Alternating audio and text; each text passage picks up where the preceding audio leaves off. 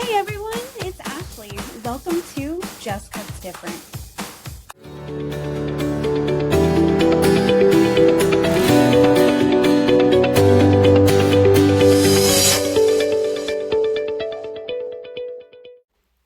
Welcome back to Connect Through Beauty, the Just Cuts Different series.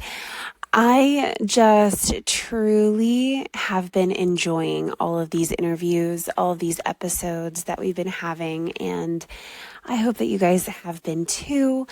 And, today is going to be really cool because this is different. This is a different conversation. This is a lot about some really tough times in individuals' lives, but in particular, this episode will talk about mental health. And it really is a hit home for me because it's something that has really been intriguing and interesting to explore more about how your mental health and we talk a lot about your mindset, but how that can really affect your day to day and how that can affect your business. So I have Stacey Prescott on today, and she's really opening up and really talking about the struggles that she's gone through in her life, how it's affected her, and how she has really overcome a lot of challenges. I think every one of us can relate to the story. I think every one of us can relate to having something happen to us and overcoming it. But when you have mental health and you have something that you have to really work at each and every day, it can be exhausting and it can be sometimes almost defeating. But when she talks, I think you guys are going to recognize that there's not this lost hope. There is a piece and an element that you really do get to work at every day. And I say get to work at because it really is a choice to push through and to move forward. And I think when you can put that in perspective that way, that is such a great opportunity and a mindset to stay in and to work towards. So Stacey she is so intriguing and so interesting. I love it. She's been in the military. She has worked several different careers before she chose the path of beauty, and she's always wanted to be in the beauty industry. I know we all can relate to that, but has really explored other options and ultimately came back to her passion and to where she really sees herself. So I don't really want to talk too much about the conversation because I know she's going to really dive deep into it. So let's get going. Stacey Prescott, I am so excited to be having this conversation with you. This is a topic that actually lights me up on fire. I can totally relate, and I think our listeners can totally relate to you as well. So I can't wait to hear your story. Take me on a journey, my love. Take me there. Okay, well, let's go back quite a bit. I've heard the Wild West recently referred to as ancient history, so I feel like I belong to ancient history. But I graduated high school in 1994. And at that time, I wanted to be a hairdresser, but I did not have the people skills. Honestly, if I'm being very apparent, I didn't have the people skills. But also at that time, the thought in the schools was going to cosmetology school was what you did if you couldn't go to college, if you weren't smart enough to go to college and get a college degree and have all of the letters after your name, and you would never be successful, you'd never make money. And so I was discouraged from that. And at the time, girls couldn't have ADHD. That was the thought process, is it was very rare. So we were the dreamers and we were the procrastinators and, all of those labels that to say, why can't you focus, So, that was something we struggled with. And I decided, because I had a hard time focusing and stuff, that the best, and I come from a long line of military, the best option would be to go into the Army because, I have a huge passion to serve and just a huge commitment to my country and loyalty and all of that. And it just seemed to fit. But I would also have a component of someone telling me what to do, where to be, when to be there, and really give me that structure that I didn't have the skills to give myself at the time. And so I was in the military. I was in the Army for 3 years, and it gave me a lot of clarity and discipline and tactics to kind of counteract the things I was struggling with and be successful and grow in that.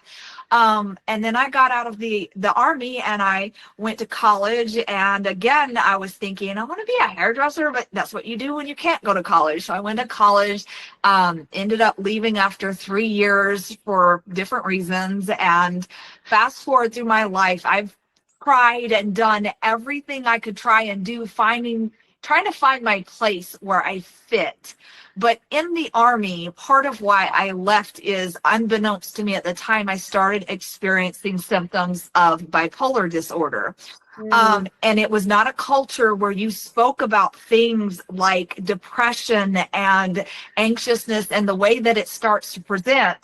So I didn't go get help because I didn't want to lose my job. And it just compounded. So if you'll fast forward quite a few years, I was undiagnosed bipolar, but I had been diagnosed as depressed. So only the depression was being treated, which is the worst thing you can do for bipolar disorders, treat one facet of it, not the other. I had at this time lost my family. I ended up divorced. He had custody of the kids, and rightly so. I was not in the state to take care of myself, but life had beat me down. And at this point, I went into mere survival. I was just surviving moment to moment, day to day. And I felt like I had no authority, no power, no worth. And so I sought those things outside of myself. And so I went into law enforcement and I did several things there, and I ended up in corrections. And finally, after 8 years as a correctional officer, I was like, this is not for me. I have to do something. So I went back to finish my bachelor's degree, but I was getting it in psychology, and you can't really, in my mind, do much with a bachelor's in psychology. You need to go into the master's. And I was like, I can't stay in the prisons, in the system this long. I need something. I need an out.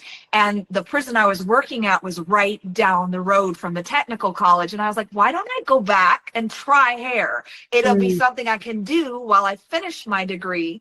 And so that's what I did. I would work all night in the prison and then go down the road and change into scrubs or whatever we were wearing that day and work or go all day to school, go home and get a few hours of sleep. I had a newborn at the time. So it was intense. And if I didn't have my current husband, I would not have made it, Oh my gosh. But I was under a great deal of stress, which is not something you want to be when you have bipolar disorder. And later I found out I also had ADHD. It was a whole mess in my head. And, some people only see you for now and not the potential that you have. So I had an instructor after 2 semesters that, she saw the tired, wore out, frazzled, not making connections. She saw that. And so she pulled me aside, and I didn't know, but she did this to other people as well. And she said, you do not have what it takes to make it in this industry. You never will. You need to quit.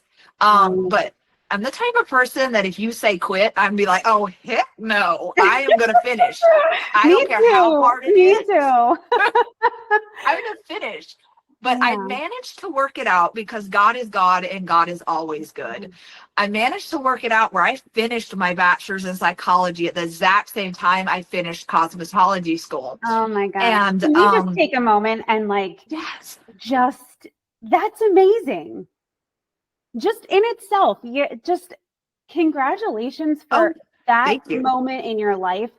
I can't even imagine how hard that was, but you did it and you worked through it, and wow, you should be I know you are so proud of yourself.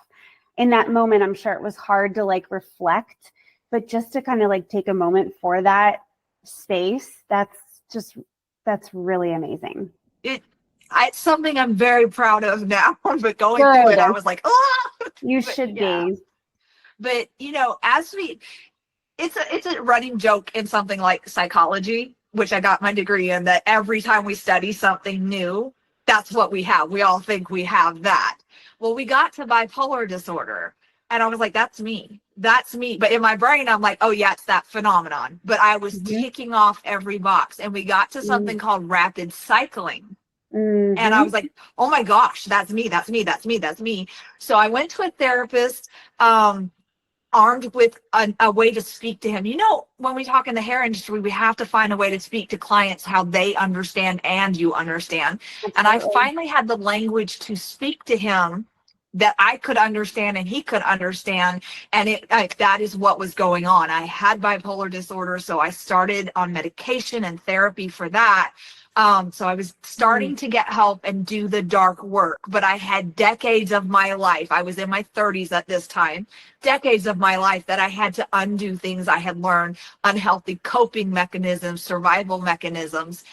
Right. So it was intense. But one of the last days of cosmetology school, I was walking in with all my stuff, and I saw the psychology instructor, the head instructor, and I was like, "Hey, I have all these or industry magazines for psychology, and do you want them for your classes?" And so we got on the track of how I was, where I was, and doing what I was. And he's like, "Why don't you come do a guest lecture?" And I was like, "Oh, I thought he misunderstood. I said, it's just a bachelor's." And he said, "No, at the technical level, you can teach with a bachelor's." I was like, "Oh." Mm. I did the guest lecture, and there were things he had to correct, but he empowered me. Yes, I messed up here or there, but he corrected in a way of empowerment and That's amazing. enlightenment and lifting me up. Instead of just saying, "Oh, you messed up, you'll never be good," he helped me grow. And I was hooked on that because I'm a natural teacher. Yeah. That's something I thrive in. And so I started down the path of higher education, and I was intro psychology instructor. I was a GED instructor. I was the English as a second language instructor. I was in the dual enrollment program. I ended up in grant management at the state offices. Um, and I always did hair on the side. But that woman's voice was always in my head. You'll never be Yeah. good enough. You're not good enough. And so I didn't take steps to get good enough because I didn't think I could. Sure. So Yeah. everything I did was okay, but it was never what you see everybody else doing. And I was Mhm. like, I can't compete. So it was always on the side, but I was miserable. I was absolutely miserable in Mm. my other job. But it was a degree that everyone thinks of. Hey, you're at the state offices, you're in grant management. That's success. Right. But success without fulfillment is not success. Absolutely. So 100%. if you're waking up miserable, I mean, what is the point? What is the point? Exactly. Absolutely. So I was at a point in 2022. I was at a point. I was licensed in 2011. So I was at a point where I was working full time at the state office, but I was remote. So I was here in the town that I live in. And I was also working full time in a small salon suite that I was using my other job to pay for because I couldn't figure it out. I Right. was playing a game by rules that were my rules. Everyone said do this, but it wasn't working for me. I felt like someone gave me the wrong rules to the game. It Yeah. just wasn't working for me. And I felt like it was me. And my worth at that time was tied to outside things. And Hmm. every failure, every misstep was a reflection of my worth, not a learning moment, not a growing moment. It pushed me down because it was a reflection of how valuable I was, you Right. know. And in 2022, I was at a breaking point. I had enough money that I could invest in a skill-based class, a business-based class, or I could just give up the hair industry and stay in my safe job. I was miserable, but I was making a good paycheck. I had great benefits. I was safe. I Yeah. also have one of my children has diabetes, so we need that health insurance. Yeah. That was a big factor in me staying as long as I did. Sure. So my thought process was, if I choose a skill, then then I'll have something when I learn business that I can get people in the seat and keep them in the seat. But if I start in business, I'll get them in the seat, but my skill's not there, so I'll lose them, and then I'll get a bad name as well. So I chose to invest in a program. It's a pretty well-known program, and it really helped with my skill. It was a coloring program, but I reached out to the guy that was invented it, that started it all, and I was like, do you do coaching? And he's like, no, that's not a component of what I do, but this is the name of my high performance mindset coach. I was like, okay. So I looked the guy up, I listened to his podcast, and as with a lot of high performance mindset coaches, there's tons of energy, and it's to a point sometimes you're like, is this authentic? But this guy is very athletic. His background is in the athletic industry, and he's got just this real simple clipper cut going on. And I'm like, how is this dude gonna make me a better cosmetologist? I don't get it, because I didn't understand how much, even studying psychology, I didn't understand how much power your brain, your mind has. But he does a free 5-day program leading up into his doors opening for his actual paid program, his coaching and all of that. In day one, the fundamental change that I had in the free program kept me excited and coming back for more. And by day 5, I had been so transformed. It was like a drug. I was addicted, because he showed me that my value in 5 days, he showed me my value was inherent and was born into me as a child of God. It just was mine. I couldn't do or be or say anything to lose my worth, because it was inherently mine. And so all of that outside stuff didn't affect me like it did anymore, because it wasn't a measure of who I was. And, I was hooked, and I got into the program, and he helped me take all of those beliefs that in my mind were truths. I wasn't good enough. No, that was a belief that I had locked in my brain, and he helped me see that it was a belief. Beliefs can be changed. Absolutely. And he helped me elevate my mindset to come from a place of abundance instead of a place of scarcity, and learn every experience is a learning experience. Every experience gets you better. Children don't just start walking, they stand up and fall. They take a step and fall. But they learn and they do better the next time. And that's what every experience is. You try, and then you get better the next time. And it just shifted so much in me that in 6 months' time, from day one of the free program, 6 months' time, I had moved into the biggest salon suite that was available, and it supported itself. 2 more months, I left that safe job forever. By the end of 2023, I had grown my salon income by 125%. Wow. Because I shifted my mindset. Absolutely. And in that, I shifted my skill set.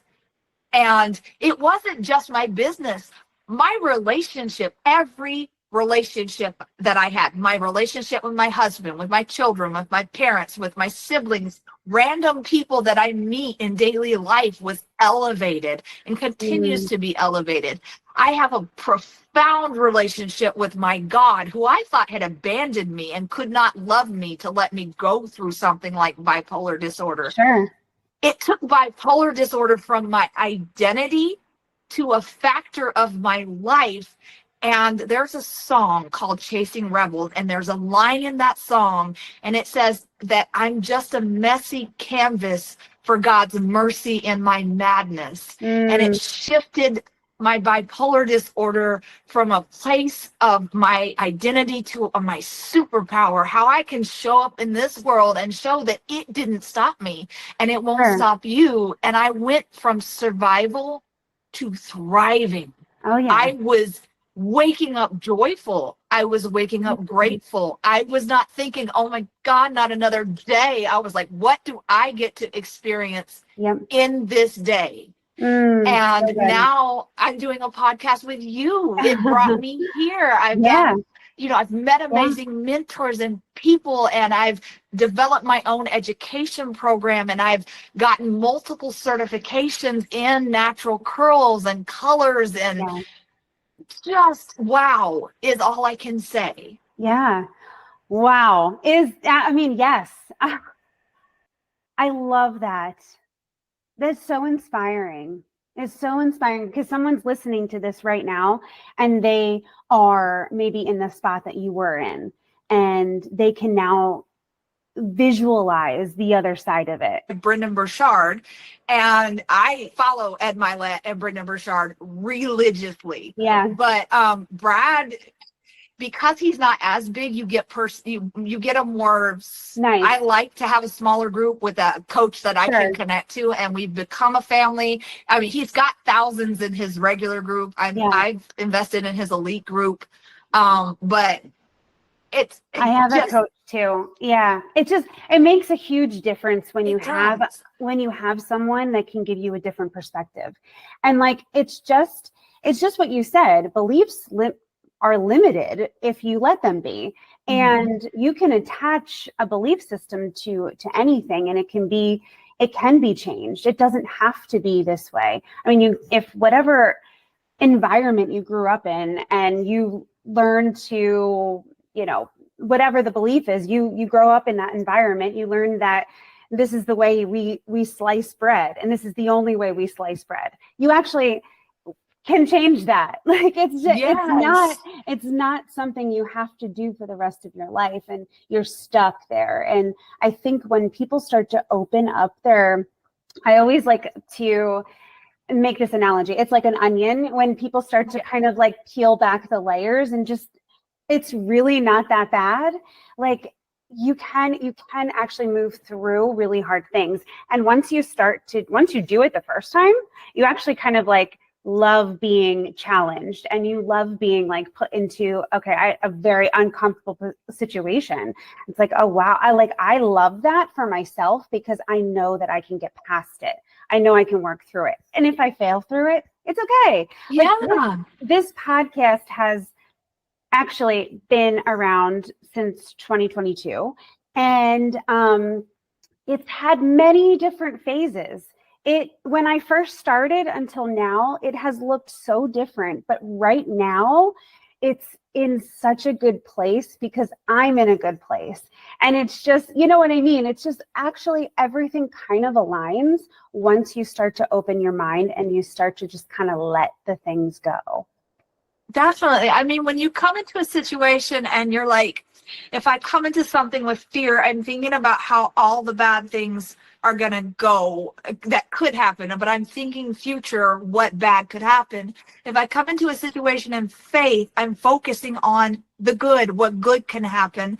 And where focus goes, energy flows. Meaning if I'm focused on the bad, I'm focused on either running away from it, staying away from it, dealing with the bad. And so my energy goes there and I manifest it. But if I'm focused on the good, I'm focused on how do I make this happen? How do I achieve this? How do I grab this? And my energy goes there and it happens. And it happens slowly. But once it happens, it starts happening, and then it gets bigger and faster and comes more and more and more.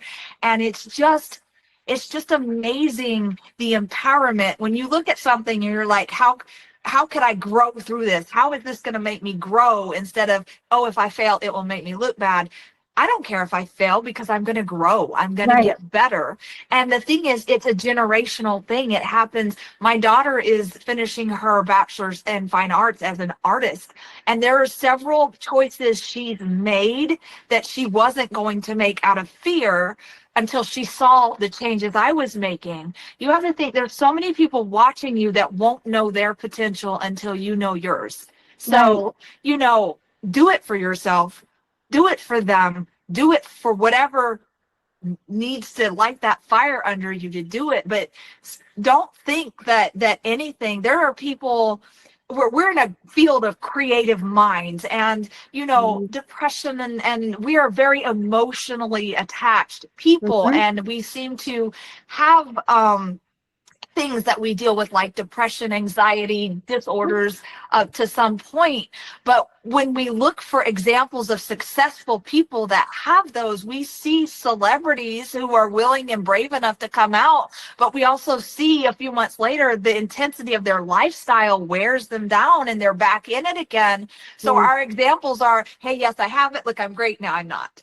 I Right. want to show you that you can get to the great, and there may be days you're still dealing with it, but you can Yep. stay in the great. I want to, there is hope. Mm, But in our industry, we forget that if you stay inside the box, you're limited by the box. If you look outside the box, you grow. Your box grows. So there are people in other industries that we can give us tools we can bring back and yeah. use in our industry. So like Ed Milet, Brad Bizjack, they're outside the industry, but they can Yep. help you grow in the industry. So stop staying inside the box, Yeah. look outside the box, and then bring it back to better other people. Absolutely. Yeah. It's, Oh, 1000%.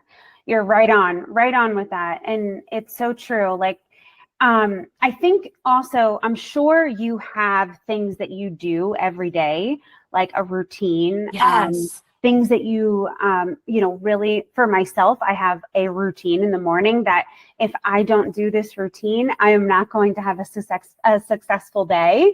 And that routine is very important to me, even if I don't want to do it and I want to sleep in and Yes. I don't want to work out. I don't want to go for a walk. But those things like get you going. And actually that's what's going to push you through the hard parts. Yes. Yes. I do have a set routine. Um, I start my day in gratitude. I get out of the bed and Yeah. hit my knees and give thanks. Yeah. And I know all the things. And then, of course, I ask for blessings and stuff, but I Mm. give thanks. If I lay in the bed and do it, I will go back to sleep. I know myself. I'm gone. But after that, I either will sit in meditation or I can lay back down if I choose, but I start to focus on the things I'm working for.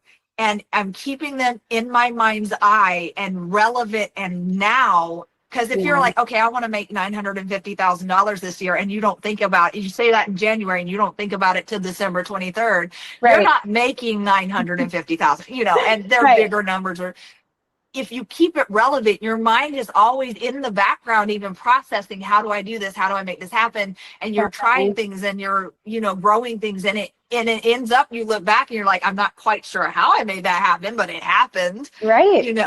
Yeah. So visualizing. And a lot of this is pieced together from what I've learned from people like Brendan Burchard and Ed Milet. Yeah. I have a journal. I sit down, at various points throughout the month and the week, and I plan so far in advance, but every single day I pull out my journal and I have my planner where I go throughout, okay, I'm setting my intention for the day, and this client is going to need this services. And I've already, of course, planned to make sure I had the product, but I go through it one more time. I could run into this. This might be a possibility. How will I shift? And this client will need this. And these are some up services that might benefit them. And this is how I would present that. So I'm totally ready for those encounters and to meet them elevated. I think about by the end of the week, what do I want to have happen? And just, I go through all of that in my planner, and then if there's anything I'm struggling with, I journal it out. Mm. Somehow having it just in here and thinking it through is not as good as just putting that pen on the paper and Yeah. letting whatever comes out Yep. come out. The major amounts of things I've discovered just letting the pen have it Right. come out.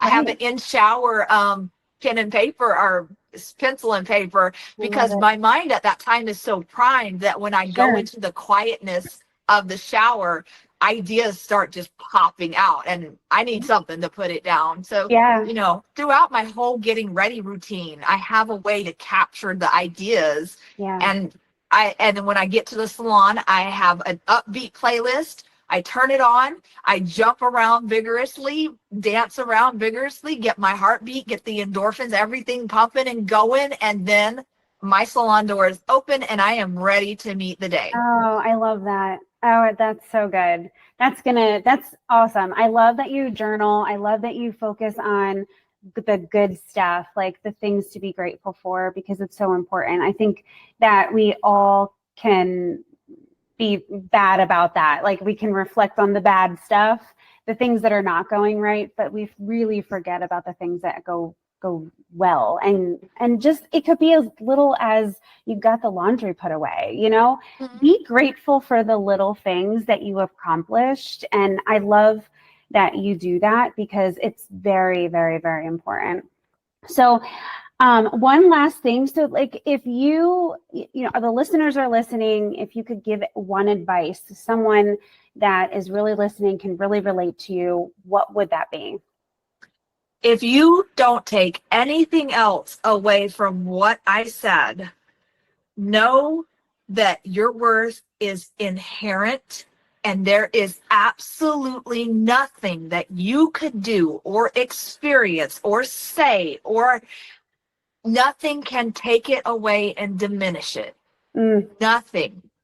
So hold on to the fact that whatever you try is not going to diminish your value as a person, but it can increase your skill set and value in the world that you can add to other people. Sure. You know, yeah, so feeling worthy has been a very big topic of mine. I listened to Jamie Lynn Kerr. Yes, you're not crazy. You're just first. Yes, I like her story. If you guys haven't heard of her story, she's the maker of It Cosmetics. You need to listen to her story because I could listen to it every day and be inspired by one thing I haven't heard, and it is so good. And I never heard someone put it in this way: is worthy is not confidence.